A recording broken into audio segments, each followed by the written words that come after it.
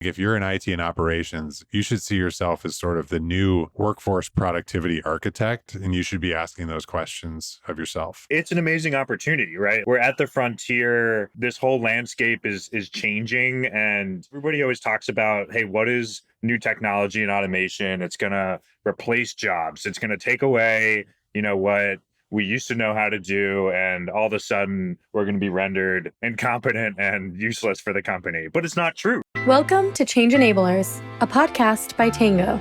Sit back, relax, and listen to some of the brightest minds in operations and enablement. Hey everyone, welcome to a special edition of the Change Enablers podcast. I'm bringing on my co-founder, Dan, here. We got a few things that we want to talk about. And Dan, like any good Mediterranean soul, has his olive tree right behind him, ready for today's episode. Dan and I were just riffing on a few topics and felt like it could be good to get feedback from our audience on what we're thinking about. We could always spar for days and go back and forth, but I'm curious to hear, what you have to think about this, what we're going to talk about today. There's a few things that we're going to touch upon, thinking about workforce shifts in the age of AI, thinking about the role of IT and operations, thinking about some current events. And so I just wanted to bring Dan on to get his perspective. So welcome, Dan. Welcome to the show. Yeah, thanks, Ken. It's fun when you have a little sidebar conversation and you're like, hey, we should make this into a real recording and throw it out there. So let's do it. Cool, man. So I know you wanted to talk a little bit about sort of the future of enablement technology and how that intersects with all the advances in AI that we're seeing. AI has kind of become this, just sort of omnipresent word. Help people make sense of that and what it means for the types of enablement technologies that they need to have. Yeah, definitely. So, I think part of what we're seeing with AI is you're going to see changes in what's possible as far as enablement for teams and large workforces. And if you're an enablement or operations professional, it's really time to start paying attention and sort of starting to understand, okay, where are these technologies headed, and how do I maybe set myself up for success and better understanding these things, and eventually making a case to roll them out on my team or my company. So I'm going to throw out there, I think there's really two paths emerging enablement. And you have one that's sort of information centric. It's search based, it's chat UX based, and you can really think, okay, I'm an operator on a team, and I'm now suddenly able to retrieve information and knowledge much faster, and with much greater potential than I was able to before. And so think ChatGPT, obviously a great example. Another one that's sort of been out there in the news a bunch and kind of the venture back scene is Glean, right? And what these technologies are doing is they're sort of saying, hey, we can go synthesize and retrieve information for operators making queries in a way more powerful way than has ever been possible before. So that's one path.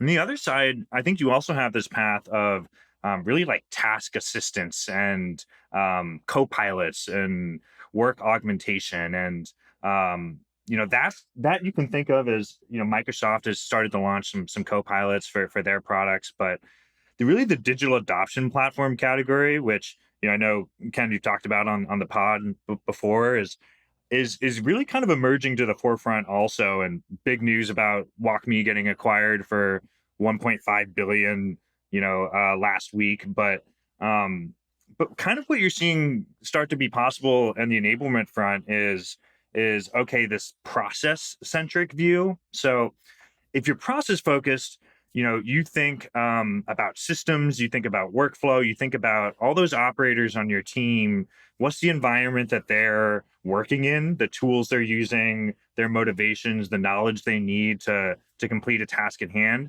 and you try and provide it for them in the flow of work.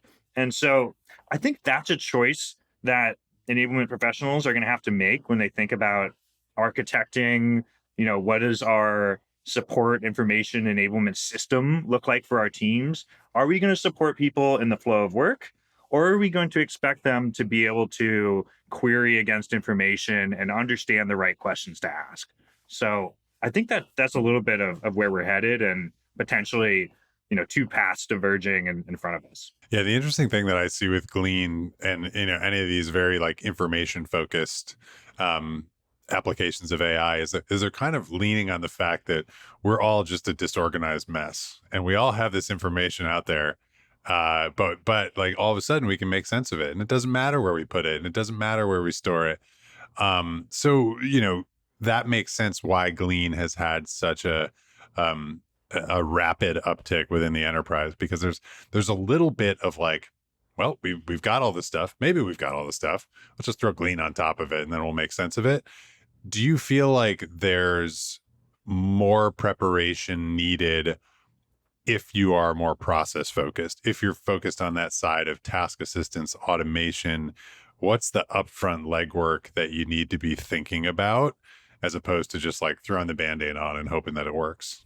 Yeah, it's a great question. I think a lot of people should consider going back to square one, right? And sort of saying like, okay, yeah, maybe we have a bunch of information, we already have a bunch of documentation, in a knowledge base, in an LMS. But if you're going to look at like what's potential with what the potential is with AI now to actually surface information in the flow of work, you should really start to have more empathy for the process and workflow that people are going through, and think about architecting your information that way, and starting to decide when people need information, starting to understand what your most critical processes are. And when you start to build that out, if you can process map and you can really understand your functions and what they're doing, then you're suddenly going to be able to say, hey, we can go put information where people need it. We can start to recognize processes that people are going through and suggest different paths that they should head down from there. And so, yeah, you're going to have to make a choice of like, hey, maybe do we just throw search based on top of this documentation repository that we already have, or are we going to actually go back to square one and start to think about information in the context of the tasks and jobs people are doing? But does that resonate? Does that kind of land as far as you would think about it too? I think for ChatGPT and any of these sort of broad-based, like scrape the internet and come up with a response, everyone talks about hallucinations. And that's largely because there's a lot of conflicting information out there. It's not, the AI isn't taking too many leaps or degrees of separation from the information that it has access to. It's largely just acting on conflicting information or misinformation. And so I think your point around going back to square one and thinking about how do we standardize those processes, how do we think through, what is the information we ultimately want to feed some of these tools, is kind of saying you're in control of your misinformation. Make sure it's not out there, because ultimately these tools are going to treat everything all else equal. So I think that's really good advice.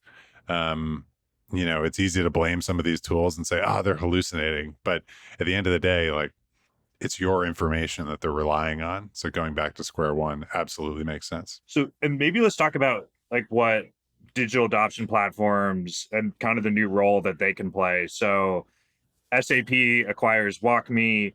WalkMe supposedly has this distribution engine to 30 million end users, where WalkMe technology comes up as users are going through core software systems, your CRMs, your ERPs, and provides, in the moment task assistance, right? And it's been very logic and code based to date, but they built this sort of distribution engine for, augmenting and assisting users in their day-to-day jobs. So, we were talking about this a little bit before, but what's your sort of take on SAP and sort of buying a DAP and how that might make certain things possible? Yeah, I almost take a step back and think about why someone like SAP would buy a WalkMe. I mean, they've had a long-standing partnership for a while, but for the folks that that are listening to this and aren't as familiar with SAP, SAP has a portfolio of products that they sell into the enterprise, and the making sense of why you would buy WalkMe is obviously to enable and support that portfolio of products that they're trying to sell. And so, I think there's a clear path for WalkMe to leverage a lot of this AI technology, help people, SAP customers, probably more specifically, figure out how to handle new products when they encounter them. But then there's also this like larger trend. I think if you buy what SAP believes about WalkMe, which is that there's all this valuable data around digital adoption, around process adoption across our products, the big macro trend is that the workforce is going to become some combination of humans doing work and software doing work. That software doing work is probably some aspects of AI, and that mix shift is happening. I don't think it's something where all of a sudden, AI or software is going to take everybody's jobs. Humans are still going to have to be there, and so setting up these tools for success, setting up processes for success to be automated is going to be done by a human. And so I think there's just an increasing importance of enablement tools to help define what's going to get done automatically. And so if I'm thinking about the big vision, why SAP would come in and buy WalkMe for a 2+X markup on their public market cap, it's probably because they see a bigger vision for what that data can do and how that can help enable SAP's portfolio of products. I think the other thing that I'll just share before I wrap up here too is, SAP has a portfolio of products. Great. I think a lot of listeners here, particularly folks in IT and operations, probably look at their organization and say, hey, maybe they're not all under the same umbrella, but we have a portfolio of products too. We have an ERP, we have a CRM, we have, an expense management system. We have all these other, sort of sales enablement tools. So, you kind of have to wear the hat of like, I am my own internal SAP. How do I make sure that, I'm getting the right data inputs? I'm driving the right digital adoption for a future where, this mix shift of work getting done is going to be some combination of people and some combination of software and AI.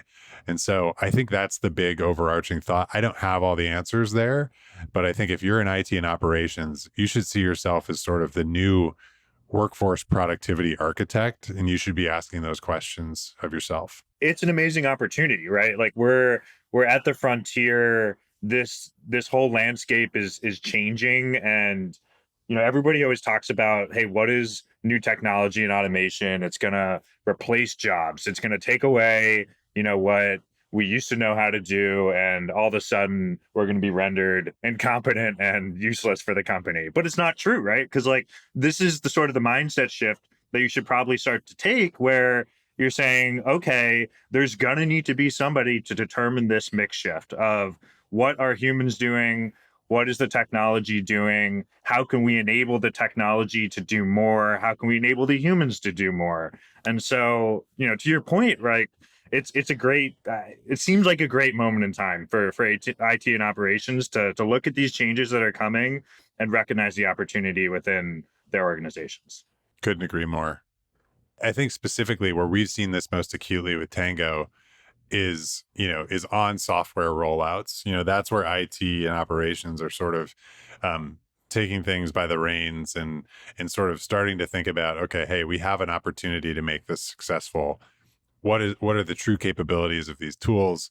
What do we need, our end users to be doing? I know you wanted to share sort of a quick story from a customer about a software rollout. I'd love to let the listeners in on that one. Yeah, definitely. So this is actually a recent one that just came up last week, and it was super interesting. It's a huge media company. I won't name who they are, but their training department was really tasked with looking at all the software rollouts that are happening across the company and saying, okay, what do we need to do? What do we need to get done to make these a success? And you know, it's hard for us sometimes to relate, I think, but a lot of training, so much of it happens in person, in classrooms, and it happens with PowerPoint slides, and it happens with, video recordings of these sessions, and those slides and video recordings, and those are the artifacts that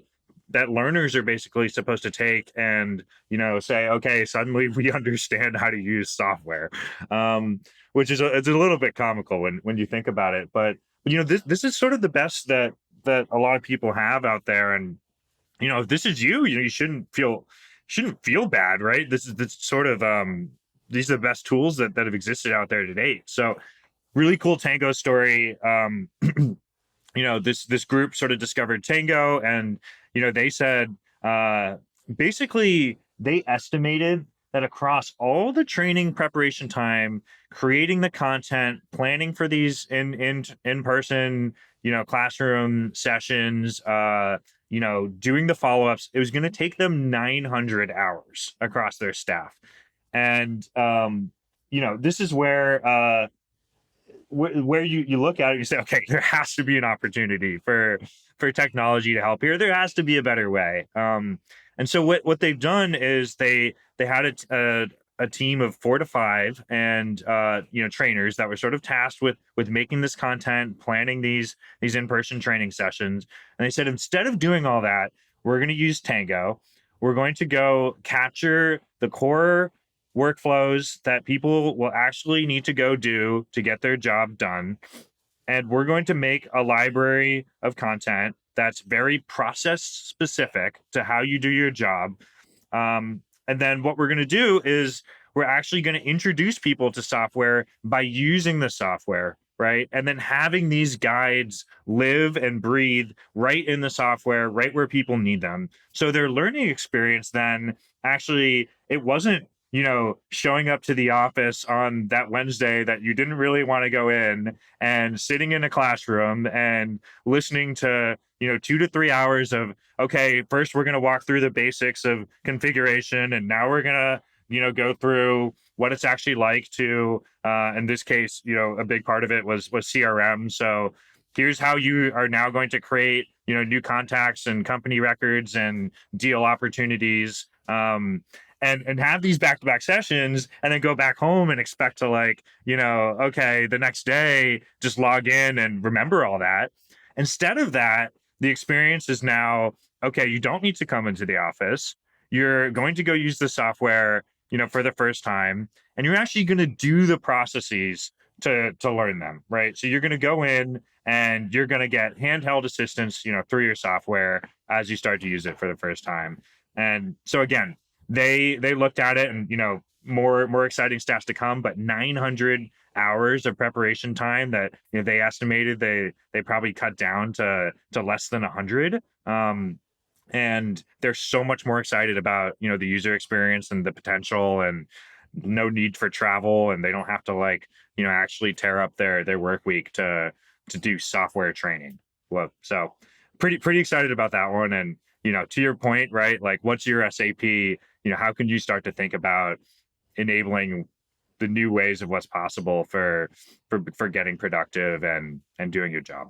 Yeah, I mean, that's super compelling, right? You save somebody 800 hours in preparation. That probably doesn't even account for, all the end users on the other side who are like, oh my gosh, I have to go back to the video. I have to go back to the training because, I didn't get it the first time. So, let me bash my head up against the wall and figure this one out.